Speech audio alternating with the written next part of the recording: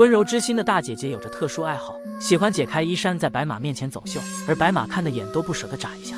两个不同物种之间竟产生了别样的情感。父亲出征前将她交给奶妈，闲来无事的她只好每天与白马相伴。时间久了，白马也变得眉清目秀，女孩也对她产生了异样的情感，而白马也会像人类一样满眼爱意地看着她。这天，女孩像往常一样骑着白马去到山顶等父亲出征回来，却不料中途遇到山匪。尽管白马拼了命的狂奔，可最后还是被山匪拦截。他们见女孩长得水灵动人，便将她拖拽下马，打算按在地上强行跨栏。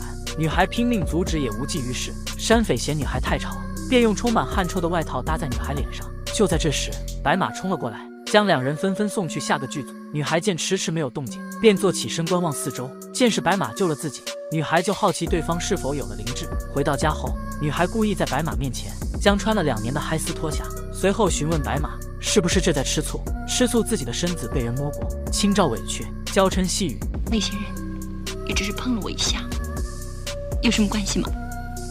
随后青照脱下上衣，露出雪白相间，似乎是在为白天的事情补偿白马。就在这时，奶妈却突然闯了进来，吓得青照赶紧穿上衣服。然而奶妈在临走时的停顿，似乎察觉到了什么。你要是个人就好。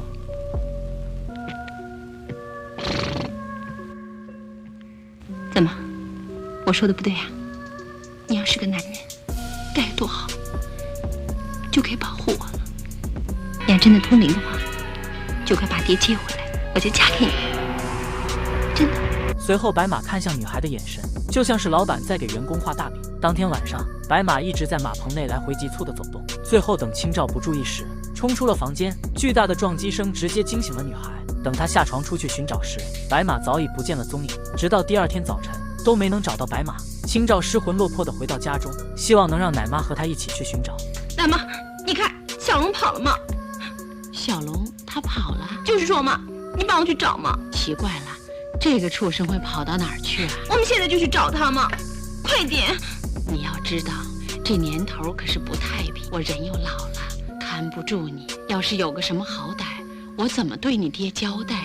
失去白马的青照彻夜难眠，只能拿着小马宝莉入睡。可没想到了半夜，屋外传来阵阵马蹄声，青照以为是白马回来了，于是屁颠屁颠地跑去开门。然而门外的并不是白马，而是一位身着白衣、面容苍白的男子。花季少女竟爱上一匹白马，白马趁夜深无人时化作人身，一把将女孩公主抱起，满足她的愿望。男人问她说过的话还是否算数，女孩这才想起自己曾答应过对方的承诺。你真能把爹从战场上接回来，我就嫁给你，我说的是真的。女孩看着男人衣服上的白马刺绣，心中明白眼前此人正是白马王子。你真的愿意嫁给那匹马吗？女孩没说话，只是羞红了脸颊。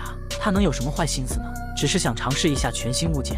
男人顿时心领神会，直接将人一把抱起。次日等青照醒来时，发现昨晚的一切都是对白马太过思念发生的梦境。这时门外再次传来马蹄声，青照和奶妈赶忙去开门，结果发现竟是白马回来了。他满身伤痕，背上还驮着一具骷髅，吓得两人呆站在原地。突然枯骨被风吹倒在地，这不是老将军的盔甲吗？随后青照通过枯骨上的护身符，确定了这就是自己常年征战沙场的父亲。伤心过度的青照直接跪倒在父亲身旁哭了半年。此时的白马正死死盯着女孩，就好像是在问她画的大饼啥时候能吃上。当晚奶娘便将此事告知丈夫，丈夫立刻察觉出此马不简单，极有可能是修炼成人的白马王子，因为他活了大半辈子，从来没听说过。简直是个妖啊！杀了他，赶快杀了他！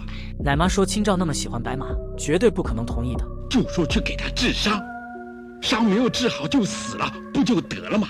于是两人趁着夜色准备将白马杀死，却不料诡异的一幕发生了。你见过色胆包天的白马吗？女主人正在洗澡，她竟毫不避讳睁大双眼观看，甚至幻化成白马王子，带着女主人尽情在草原上驰骋，体验了刺马生巅峰。